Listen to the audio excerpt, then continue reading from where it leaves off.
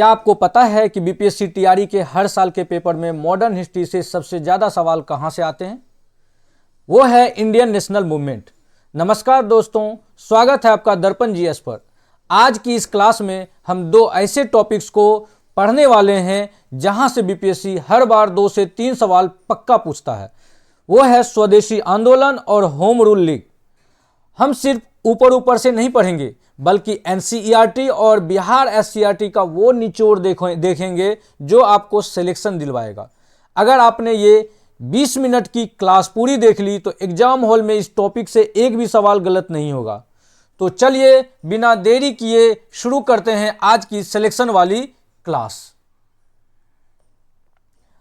भारतीय स्वतंत्रता संग्राम के संदर्भ में 16 अक्टूबर 1905, ध्यान रखिएगा, प्रश्न देखिए, भारतीय स्वतंत्रता आंदोलन के संग्राम के संदर्भ में 16 अक्टूबर, ये बहुत इंपॉर्टेंट डेट है, यहां से प्रश्न रहता ही रहता है।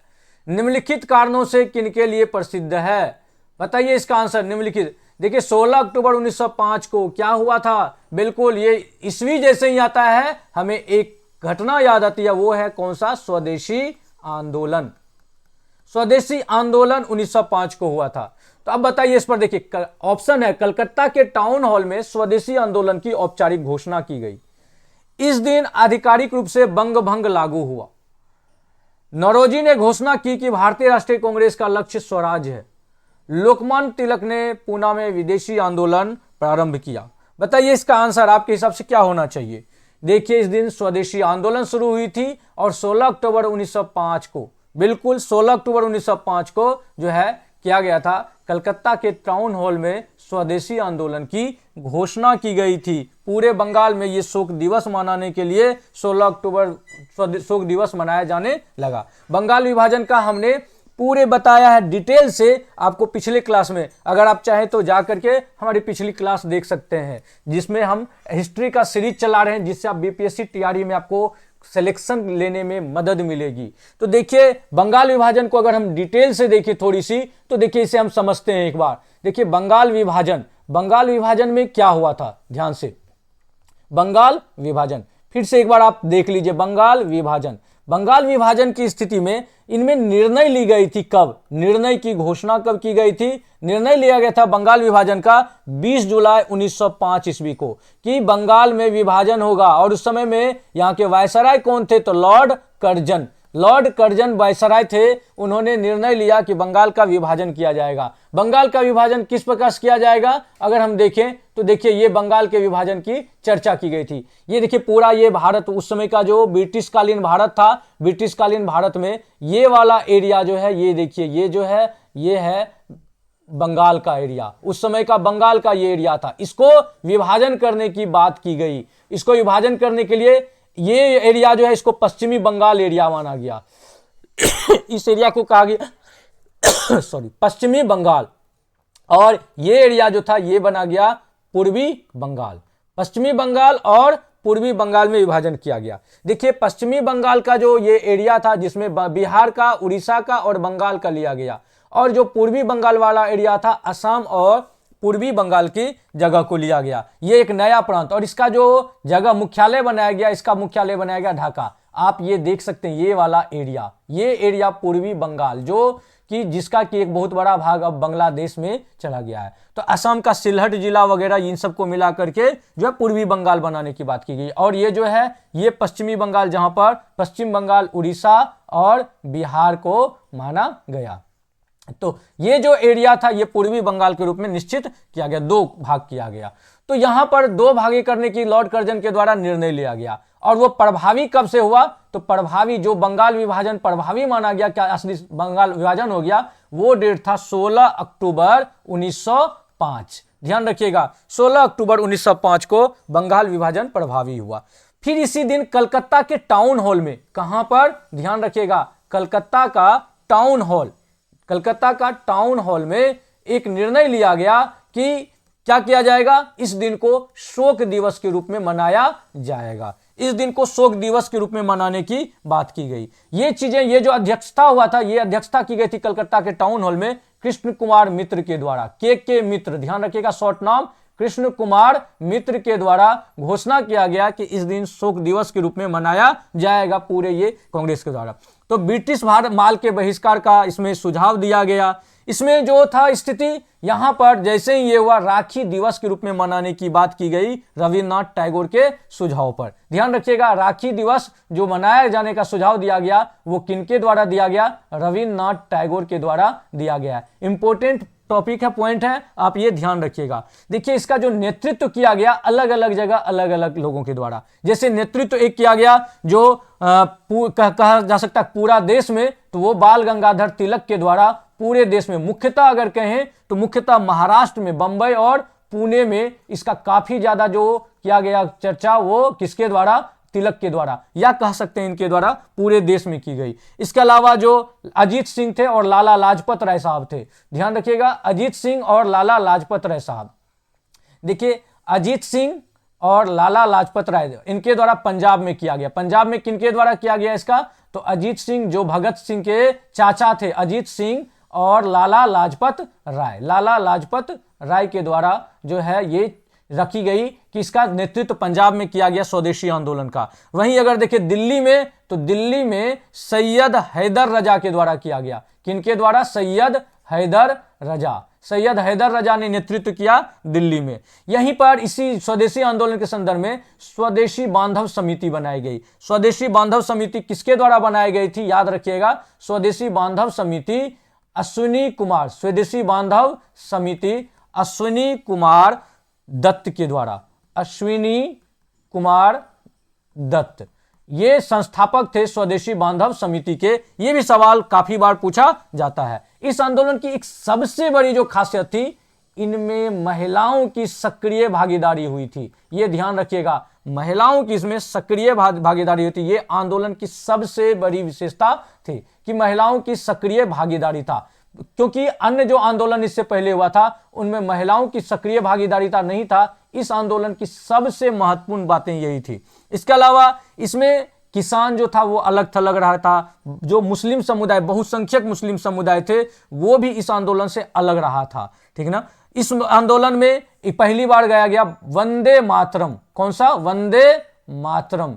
वंदे मातरम, वंदे मातरम ये भारतीय राष्ट्रीय आंदोलन का शीर्षक गीत बना। अभी वंदे मातरम काफी चर्चा में है, तो इससे सवाल पूछने का 100% चांस बनता है कि वंदे मातरम जो है ये भारतीय राष्ट्रीय आंदोलन का शीर्षक गीत कब बना? तो ये बना स्वदेशी आंदोलन के समय में। किनके द्वारा गाया गया था? आप बताइए किनके द्वारा? हमने पिछले क्लास में आपको बताया है, बताइए किनके द्वारा गाया गया था? काफी चर्चा में है। वंदे मातरम में टोटल कितने स्टेंजा हैं? तो ये ध्यान रखिएगा, 6 स्टेंजा। कितने स्टेंजा है टोटल? 6 स्टेंजा। और ये बताइए, आप दीजिए, अगर आप लिखिए कमेंट बॉक्स में कि वंदे मातरम को कितने समय के अंदर गा लिया जाना है। ये भारत सरकार ने जो निश्चित किया। अगर आपको ये नहीं पता है तो आप हमारे पिछले वीडियो में जाइए, मैंने इसे डिटेल से बताया है। इसके अलावा जो है इसमें एक ब्रिटिश पत्रकार थे, उनका नाम था H.W. नेविंसन। ध्यान रखिएगा, H.W. नेविंसन, इन्होंने इसमें अपना पूरा सहयोग दिया था, इसका जुड़ाव था इनसे। एक ध्यान और रखिएगा, रविन्द्रनाथ टैगोर साहब ने विदेशी कपड़ों के जो होली जलाने, विदेशी कपड़ा का जो होली जलाने की बात इसमें की गई थी कि विदेशी कपड़ों का होली जलाया जाएगा, इसका आलोचक था। इसका आलोचक कौन था? ये ध्यान रखिएगा, रविन्द्रनाथ टैगोर इनके आलोचक थे। तो अब देखिए सवाल हमारे सामने है कि निम्नलिखित में से किसने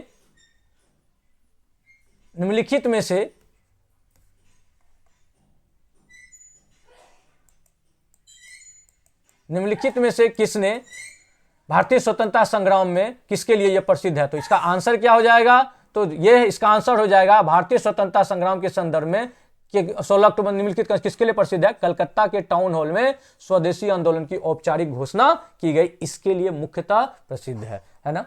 चलिए अगले प्रश्न की ओर हम लोग बढ़ते हैं। देखिए इसमें ध्यान रखिएगा, आप मैप के माध्यम से भी ये ध्यान रख सकते हैं कि पूर्वी बंगाल और पश्चिमी बंगाल कौन सा एरिया है। तो ये वाले एरिया पूरा बंगाल का एरिया था, जिसको 2 भाग में कर दिया गया, पूर्वी बंगाल और पश्चिमी बंगाल। अगर हम देखें इसमें सबसे ज्यादा जो भाग था वो किस में चला गया? तो ये बंगाल वाले एरिया में चला गया। ये वाले एरिया में जो है सबसे छोटा भाग गया ईस्टर्न बंगाल में, ईस्टर्न बंगाल में और सबसे बड़ा भाग गया पश्चिमी बंगाल में। ये 3,66,692 स्क्वायर किलोमीटर था। यहां पर अगर पॉपुलेशन देखा जाए तो पॉपुलेशन यहां पर लगभग 54% थी, और इधर की पॉपुलेशन अगर हम देखें मुख्यतः तो यहां का पॉपुलेशन लगभग 31 मिलियन था। और यहां पर यानी कि दो भाग किया गया ताकि आंदोलन को कमजोर किया जा सके, क्योंकि यहीं पर सबसे ज्यादा आवाज उठ रहा था। इस एरिया में मुस्लिम कम संख्या था, जबकि यहां वाले पूर्वी बंगाल वाले एरिया में मुस्लिमों की संख्या ज्यादा थी। इस आधार पर हिंदू और मुस्लिम के डिवाइड करने की भी बातें की गई,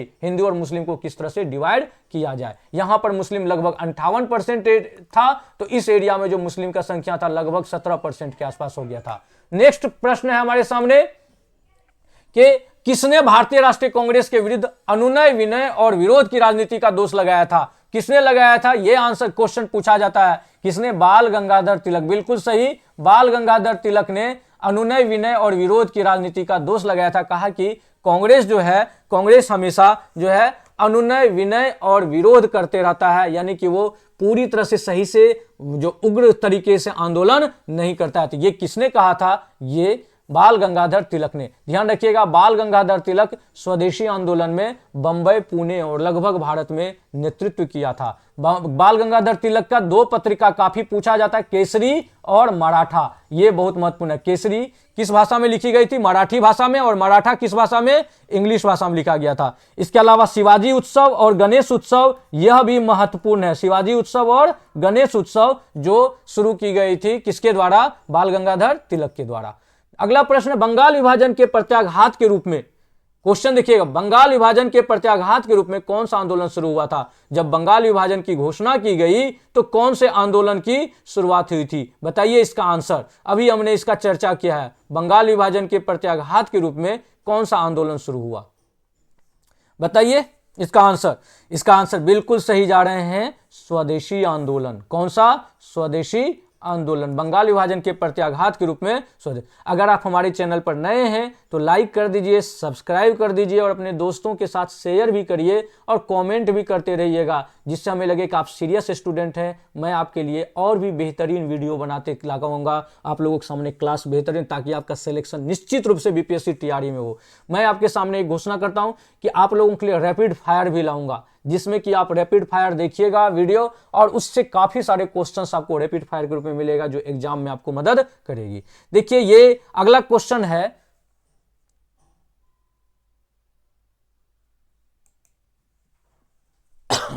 किस भारतीय राष्ट्रीय आंदोलन का शीर्ष गीत बना वंदे मातरम? बताइए, अभी हमने चर्चा किया था किस भारतीय राष्ट्रीय आंदोलन का शीर्ष गीत जो वंदे मातरम बना था? वो स्वदेशी आंदोलन। वंदे मातरम किसके द्वारा लिखा गया था? कमेंट बॉक्स में लिखिए, वंदे मातरम किसके द्वारा लिखा गया था और किस पुस्तक में लिखा गया था? यह भी आप कमेंट में लिखिए, वंदे मातरम किस पुस्तक में लिखा गया था। देखते कितने लोग सही आंसर दे पाते हैं। किस पुस्तक में वंदे मातरम लिखा गया था? इसे आप कमेंट बॉक्स में लिखें। अगला है, निम्नलिखित में से किस नेता ने 1906 में कलकत्ता कांग्रेस अधिवेशन की अध्यक्षता की? बिल्कुल, यह बहुत ही इंपॉर्टेंट सवाल है। किस नेता ने 1906 में कलकत्ता कांग्रेस अधिवेशन की अध्यक्षता की? बताइए आंसर इसका। देखिए 1906 में कलकत्ता में कांग्रेस अधिवेशन हुआ था, यह ध्यान रखिएगा। 1905 जब स्वदेशी आंदोलन हो रहा था, उस समय में कहां पर हुआ था? उस समय हुआ था बनारस में, है ना? कहां पे हुआ था कांग्रेस का अधिवेशन? बनारस में। इंपॉर्टेंट, याद रखिएगा। इसका अध्यक्ष का नाम बताइएगा। 1906 में जो कलकत्ता में कांग्रेस अधिवेशन हुई थी, इसमें पार्टी के विभाजन की नौबत आ गई कि पार्टी अब टूट जाएगा। तो क्या हुआ? लेकिन क्या हुआ? इसको रोकने के लिए, इससे बचाने के लिए इस समय अध्यक्ष बनाया गया किनको? तो दादा भाई नौरोजी को। किनको बनाया गया? दादा भाई नौरोजी को अध्यक्ष बनाया गया पार्टी का। ध्यान रखिएगा, किनका? तो कलकत्ता कांग्रेस अधिवेशन की अध्यक्षता किसने किया था? दादा भाई नौरोजी को। उस समय दादा भाई नौरोजी को एक सच्चा देशभक्त माना जाता था। वो राजनीतिक विचार से दादा भाई पूरी तरह राजभक्त थे। वो समझते थे कि भारत में अंग्रेजी राज से बहुत लाभ हुआ है और इसे वो साहचर्य में सदा बने रहने में अभिरुचि रखते थे। राष्ट्रीय कांग्रेस के कलकत्ता अधिवेशन में ही, ध्यान रखिएगा, इसी अधिवेशन में दादा भाई नौरोजी ने पहली बार किसकी मांग की थी? स्वराज्य की मांग की थी। सवाल ये बनता है कि सबसे पहली बार स्वराज की मांग किस अधिवेशन में की गई? तो वो कलकत्ता अधिवेशन में, कांग्रेस का जो कलकत्ता अधिवेशन था उसमें स्वराज की मांग की गई पहली बार। एक ध्यान रखिएगा, दादा भाई नौरोजी को किस नाम से जाना जाता है? तो दादा भाई नौरोजी को जो है वह ग्रैंड ओल्ड मैन, किस नाम से जाना जाता है दादा भाई नौरोजी को? ग्रैंड ओल्ड मैन के नाम से। ध्यान रखिएगा, grand old man, grand old man के नाम से भी दादा भाई नौरोजी। इन्होंने एक सिद्धांत दिया था, धन का बहिर्गमन सिद्धांत, इसकी भी चर्चा होती है। धन का बहिर्गमन सिद्धांत किसने दिया था, इसकी हमने चर्चा किया पिछले क्लास में। आप पिछले क्लास का वीडियो देखिए, इसमें डिटेल मैंने बताया है धन का बहिर्गमन सिद्धांत के बारे में कि क्या है धन का बहिर्गमन सिद्धांत। ये किसने दिया है? दादा भाई नौरोजी ने। तो निम्नलिखित में से किस नेता ने 1906 में कलकत्ता में कांग्रेस अधिवेशन की अध्यक्षता की? तो आंसर होगा दादा भाई नौरोजी। अगला सवाल है, निम्नलिखित में से किसने ऑल इंडिया मुस्लिम लीग की स्थापना की? निम्नलिखित में से किसने ऑल इंडिया मुस्लिम लीग की स्थापना की? देखिए, अक्टूबर 1906 में, ध्यान रखिएगा डेट, अक्टूबर 1906, ठीक उस समय स्वदेशी आंदोलन चल रहा था। उस समय में आगा खां, एक व्यक्ति थे आगा खां, उनके नेतृत्व में, आगा खां हेडिंग कर रहा था, उनके नेतृत्व में शिमला में एक प्रतिनिधि मंडल शिमला में गया और वहां जो वायसराय थे उनसे जाकर के मुस्लिम का प्रतिनिधि जाकर के मिला। कहां पे मिला? शिमला में। शिमला में मुस्लिम के कुछ प्रतिनिधि जाकर के वायसराय से मिले और वहां पर उन्होंने केंद्रीय मुस्लिम सभा बनाने का विचार किया कि केंद्रीय मुस्लिम सभा बनाया जाए। क्या बनाया जाए? केंद्रीय मुस्लिम सभा। केंद्रीय मुस्लिम सभा बनाने का, यहीं से मुस्लिम लीग का जो होता है बीज बोया जाता है। केंद्रीय मुस्लिम, इसका उद्देश्य था क्या? कि मुस्लिम के हितों का रक्षा करना। इसी विचार के अनुरूप ढाका में दिसंबर 1906 में, ध्यान रखिएगा टाइमलाइन, दिसंबर 1906 में ढाका में जो है वहां के नवाब थे, ढाका के नवाब। कहां के नवाब? ढाका के नवाब सलीमुल्लाह खान। कौन थे? नाम क्या है उनका? याद रखिएगा नाम, सलीमुल्लाह खान। सलीमुल्लाह खान, ढाका के नवाब सलीमुल्लाह खान। ये ढाका के नवाब सलीमुल्लाह खान ने कहा कि भैया ये जो है इस यहां पर बनाया जाए एक भारतीय मुस्लिम शिक्षा सम्मेलन। वहां पर चल रहा था ढाका में भारतीय मुस्लिम शिक्षा सम्मेलन चल रहा था, तो वहीं पर इन्होंने एक विचार दिया सलीमुल्लाह ने, अखिल भारतीय मुस्लिम लीग के गठन का। किसका विचार दिया? अखिल भारतीय मुस्लिम लीग के गठन का। अखिल भारतीय मुस्लिम लीग के गठन का इन्होंने राजनीतिक विचार दिया। और इसमें जो यहां पर जो संख्या था, अगर हम देखें, टोटल 56 सदस्यीय अस्थायी समिति बनाई गई। एक अस्थायी समिति बनाई गई जिसमें 56 सदस्य थे और उनका चयन किया गया और उसी में 56 सदस्यीय अखिल भारतीय मुस्लिम लीग के 56 सदस्यीय, कितने सदस्यीय? ध्यान रखिएगा 56 सदस्यीय, एग्जाम के पॉइंट ऑफ व्यू से ये याद रखिएगा। 56 सदस्यीय जो था अखिल भारतीय मुस्लिम लीग का गठन किया गया। 56 सदस्यीय एक अस्थायी समिति बनाई गई और इस अस्थायी समिति का जो संयुक्त रूप से सचिव बनाया गया दो लोगों को। एक जो सबसे महत्वपूर्ण था वो नाम था मोहसिन उल मुल्क। ध्यान रखिएगा, मोहसिन उल मुल्क। और दूसरा व्यक्ति थे वकार उल मुल्क। मोहसिन उल मुल्क और वकार उल मुल्क, ये दोनों को संगठन का सचिव बनाया गया। और लखनऊ में मुस्लिम लीग का जो मुख्यालय बनाया गया, मुख्यालय कहां बनाया गया? ध्यान रखिएगा, मुख्यालय मुस्लिम लीग का कहां बनाया गया? लखनऊ में मुख्यालय बनाया गया। और इसका पहला अध्यक्ष कौन बना? पहला अध्यक्ष वो बने आगा खां। पहला अध्यक्ष किनको बनाया गया? आगा खां को। तो ये जो था मुस्लिम अधिकार के रक्षा करने की बातें की गई थी। तो इनमें जो मुख्यतः आप देखिए सवाल क्या है हमारे सामने, सवाल अगर हम इस आधार पर देखें तो यह सवाल बहुत ट्रिकी है। देखिए, निम्नलिखित में से किसने ऑल इंडिया मुस्लिम लीग की स्थापना की थी? ट्रिकी सवाल है। आंसर क्या? देखिए ऑप्शन है इसमें, सर सैयद अहमद खां, ये तो नहीं है। अब देखिए सर मोहम्मद इकबाल, ये भी नहीं है। आगा खां और नवाब सलीमुल्लाह खान है। तो इसका आंसर कौन सा होगा? इसका आंसर होगा डी नंबर, नवाब सलीमुल्लाह खान। जब भी हमारे एग्जाम में इस तरह के क्वेश्चन आए तो अगर आगा खां, नवाब सलीमुल्लाह खां, वकार उल मुल्क और साथ ही मोहसिन उल मुल्क दिया हो तो हम इनको क्रम में रखेंगे। सबसे पहला जो रखेंगे वो नवाब सलीमुल्लाह खान को, है ना। किनको रखेंगे सबसे पहले? नवाब सलीमुल्लाह खान। इसके बाद अगर आगा खां आते हैं तो आगा खां का ध्यान रखेंगे। नवाब सलीमुल्लाह खान नहीं रहेगा तो आगा खां।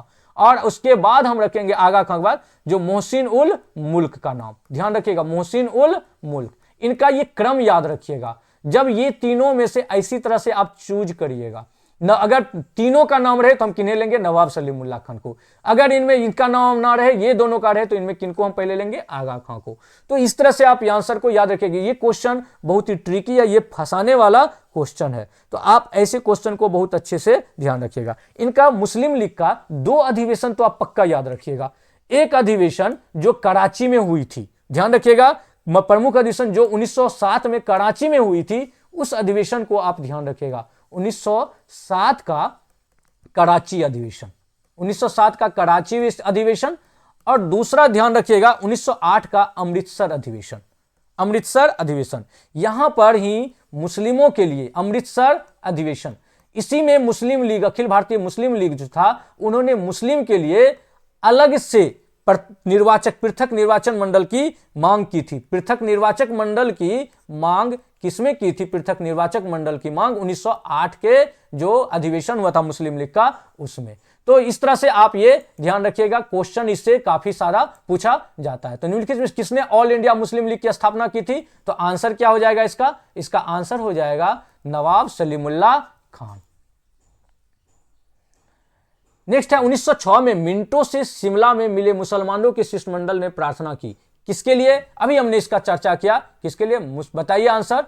मुसलमानों के लिए पृथक निर्वाचक वर्ग की, मुसलमानों के लिए पृथक निर्वाचक वर्ग का। देखिए एग्जाम हॉल में ऐसे क्वेश्चन ना, अगर आपका कॉन्सेप्ट क्लियर है तो आप तुरंत में कर दीजिएगा, वहां पे समय नहीं लगता है। आप 2 से 3 सेकंड में ऐसे क्वेश्चन को धुआं उड़ा दीजिएगा। तो ध्यान रखिए, हम यहां पर केवल रटते नहीं है, यहां पर हम आपको मैप के द्वारा भी बताते हैं, साथ ही कॉन्सेप्ट क्लियर करने पर आपका जोर देते हैं, ताकि आप सही से आंसर कर पाए, कोई कंफ्यूजन आपको एग्जाम में ना रहे। और ज्यादा से ज्यादा बीपीएससी टीआरई में आपके लिए कंपटीशन हार्ड है, याद रखिएगा, वहां पर बहुत ज्यादा हार्ड है, एक पर एक अच्छे विद्यार्थी से आपका कंपटीशन है। तो आप अपने तैयारी को अमली जामा एक बेहतर स्तर तक ले जाइए, ताकि आपका सिलेक्शन हो, क्योंकि कटअप तो हाई जाने वाला है, बिल्कुल है ये। नेक्स्ट प्रश्न अगर देखें, निम्न में से किस अधिनियम ने भारत में पृथक निर्वाचक मंडल का आरंभ किया? देखिए कौन सा अधिनियम, बताइए, आंसर बताइए आप। निम्नलिखित में किस अधिनियम ने? देखिए इस अधिनियम का नाम है भारतीय परिषद अधिनियम। भारतीय परिषद अधिनियम, इसे एक और नाम से जाना जाता है मिंटो मार्ले सुधार।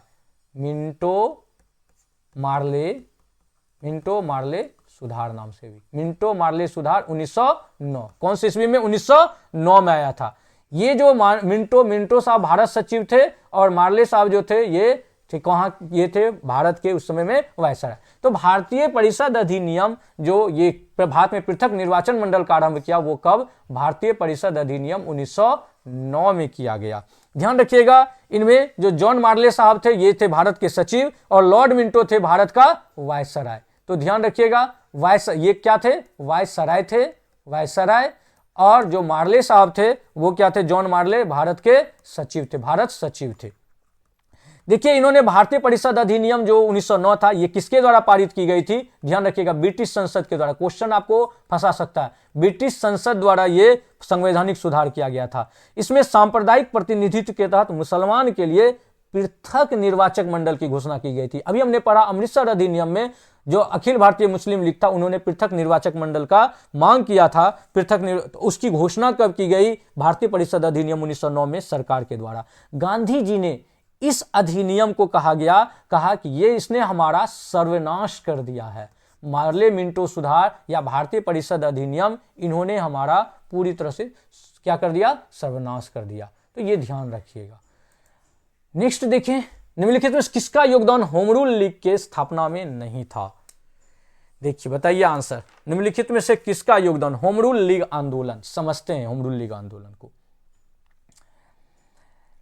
देखिए होम रूल लीग आंदोलन, होम रूल लीग आंदोलन क्या है? ये होम रूल लीग आंदोलन, होम रूल मतलब हमारा अपना शासन, होम मतलब घर, हमारा अपना, रूल मतलब शासन, हमारा अपना शासन हो। इसके 2 होम रूल लीग के 2 लोग थे, एक थे बाल गंगाधर तिलक का और एक था एनी बेसेंट का। एक कौन थे? बाल गंगाधर तिलक, और दूसरा थे एनी बेसेंट। दूसरा कौन थी? एनी बेसेंट, एनी बेसेंट, है ना। बाल गंगाधर तिलक और एनी बेसेंट समझते हैं। बाल गंगाधर तिलक और एनी बेसेंट की अगर हम देखें तो इनका बाल गंगाधर तिलक जो है, इनका जो स्थापना हुआ था इनके होम रूल लीग का, इनका स्थापना हुआ था अप्रैल 1916 में। ध्यान रखिएगा ये टाइमलाइन, अप्रैल 1916 में। इनका प्रचार का माध्यम था, ये प्रचार कैसे करते थे? अभी जैसे हम लोग प्रचार टीवी के माध्यम से या अन्य जो हम सोशल साइट के माध्यम से करते हैं, इनका प्रचार का माध्यम था उसमें पत्रिका मराठा और केसरी, इनके माध्यम से ये प्रचार किया करते थे। इनके प्रथम अध्यक्ष जो बनाए गए थे, बताइए बाल गंगाधर तिलक के होम रूल लीग आंदोलन, इंडियन होम रूल लीग के प्रथम अध्यक्ष कौन थे? तो पहला जो अध्यक्ष बनाया गया था, ध्यान रखिएगा, इनका नाम जोसेफ बैप्टिस्टा। क्या नाम है इनका? Joseph Baptista, Joseph Baptista. इसके अलावा इनके जो सचिव बनाए गए थे, इस होम रूल आंदोलन के जो सचिव बनाए गए थे, उनका नाम था NC Kelkar, NC Kelkar, NC Kelkar. और इनका जो कार्यक्षेत्र था, ये कहां तक फैला हुआ था इनका कार्यक्षेत्र? तो इनका जो कार्यक्षेत्र था वो कर्नाटक, कर्नाटक और महाराष्ट्र, कर्नाटक, महाराष्ट्र, महाराष्ट्र, बंबई को छोड़ करके, और मध्य प्रांत में, कर्नाटक, महाराष्ट्र, मध्य प्रांत और बरार, मध्य प्रांत और बरार। ध्यान रखिएगा एक चीजें, कहां नहीं हुआ था? किसको छोड़ के? बंबई को छोड़ करके, बंबई में नहीं था। ध्यान रखिएगा, उस समय बंबई कहा जाता था जिसे आज हम मुंबई कहते हैं। वहीं एनी बेसेंट का अगर हम देखें तो एनी बेसेंट का कार्यक्षेत्र कहां था? एनी बेसेंट का स्थापना हुआ था, एनी बेसेंट के होम रूल लीग का आंदोलन का स्थापना, इनका स्थापना का वर्ष याद रखिएगा, इनका सितंबर 1916। किन्होंने पहले स्थापना किया? तो बिल्कुल कौन? बाल गंगाधर तिलक ने सबसे पहले स्थापना किया था। इनका प्रचार का माध्यम, इनका जो प्रचार का माध्यम था कौन सा था? तो वो था कॉमनवेल्थ। इनका पुस्तक का जो पत्रिका है कॉमनवेल्थ, और दूसरा न्यू इंडिया। ध्यान रखिएगा इन दोनों का नाम, न्यू इंडिया। इनके जो प्रथम सचिव थे उनका नाम था, सचिव का नाम George Arundale, George Arundale, George Arundale. और इनका कार्यक्षेत्र क्या था? बाल गंगाधर तिलक के होम रूल के अंतर्गत जो भी क्षेत्र आता था उसको छोड़ करके अन्य ब्रिटिश क्षेत्र इनका क्षेत्र था। अब देखिए हमारे सामने सवाल क्या है। सवाल कहता है कि निम्नलिखित में से किसका योगदान होम रूल लीग की स्थापना में नहीं था? आंसर अब बताइए, आप आसानी से आंसर बता सकते हैं। बाल गंगाधर तिलक का तो था, एनी बेसेंट का भी था, एम सुब्रमण्यम अय्यर का भी था, तो कौन नहीं थे? टी.एस. अल्कॉट नहीं थे। ध्यान रखिएगा इसका आंसर क्या हो जाएगा? ये देखिए एम सुब्रमण्यम अय्यर जो हैं ये जुड़े हुए थे किनके होम रूल लीग आंदोलन से?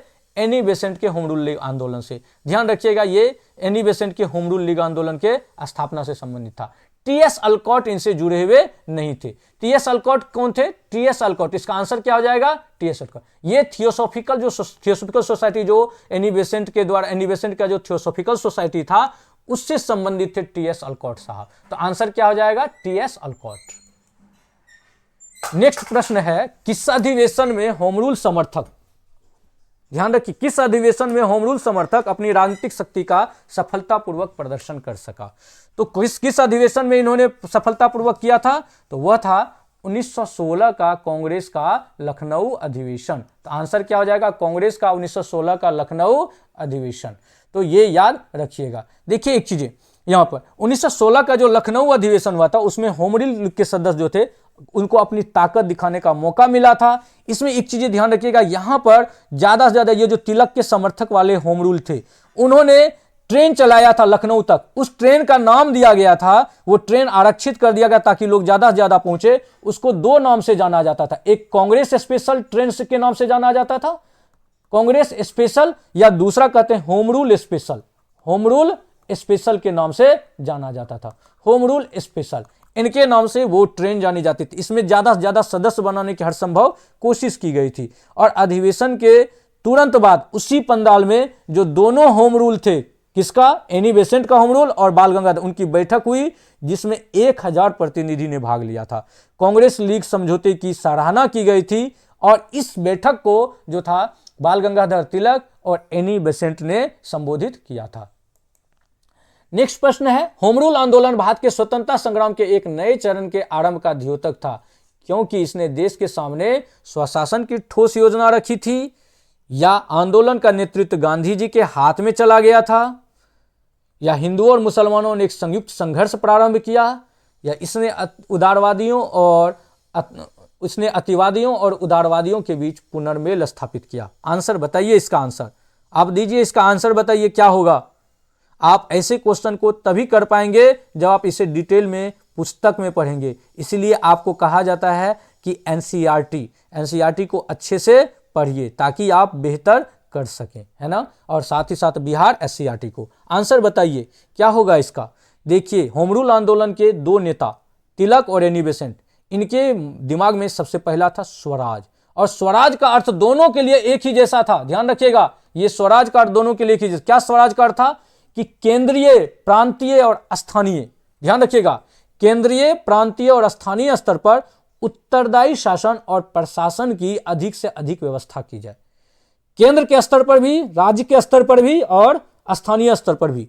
और साथ ही साथ इनको डोमिनियन का दर्जा प्राप्त हो। कैसे? जैसे कि कनाडा और ऑस्ट्रेलिया में जो ब्रिटिश के अधीन आता था, वहां पर जैसे गोरों द्वारा शासित की जाती थी, डोमिनियन दर्जा प्राप्त था, वैसे ही भारत को भी डोमिनियन का दर्जा प्राप्त हो, इसकी मांग कर रहा था। तो होम रूल आंदोलन भारत के स्वतंत्रता संग्राम के एक नए आरंभ का द्योतक था, क्योंकि इसने देश के सामने स्वशासन की एक ठोस योजना रखी थी। तो आंसर नंबर ए हो जाएगा।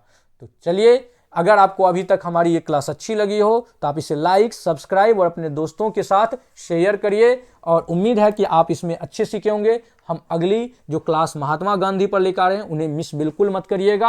आप हमारी इस सीरीज के साथ जुड़े रहिए, आपको सभी एग्जाम में फायदा होगा, और खास करके बीपीएससी, टीआरई, बीपीएससी, यूपीपीसीएस जैसे एग्जाम में तो और बेहतर। आप इन्हें देखिए, क्वेश्चन को नोट डाउन करिए, आप डायरी लेकर के बैठिए और नोट डाउन भी करते रहिए, ताकि आपका तैयारी एक हाई स्तर तक पहुंच सके। तब तक के लिए धन्यवाद। अगली क्लास में मिलते हैं। जय हिंद।